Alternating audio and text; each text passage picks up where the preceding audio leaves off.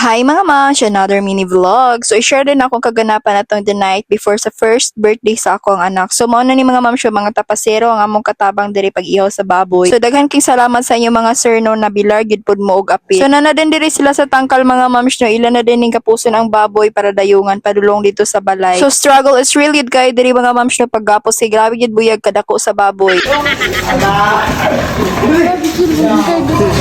So kay dili man maigo diri sa pultaan sa kusina mga ma'am sure nilibot sila diri no. So grabe gyud kaliso diri ang dalan.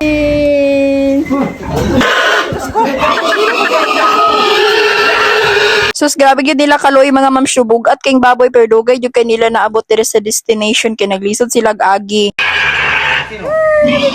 So dari mga ma'am sure ilan na din gikabsan og kinabuhi ning baboy. So grabe pag yun nilang pugong diri mga ma'am sure kay dugay jud kay namatay no kay gakiwis-kiwis pa. So makita gid kay sa dagway sa kong anak mga ma'am sure nga more siyag nahadlok kay karon pa siya kita ning baboy nga grabing yagak. So mubura ni siya nga vlog mga ma'am sure kay dili na ko idungan para dili mo mapulan og tanaw kung taas kayo. So ako rin ni ila-ilahi og vlog. So abang-abang. Yay, tak yun. Lap. Bakal ng kahoy. Kalau magdagaanak din ako. Ay, nakit. So finally mga marsha wala na gid naglihok ang baboy so manaila na din gibubuan o gininit din gitabangan nila og kuskus. And that's all mga mams no, thank you for watching and see you in my next vlog.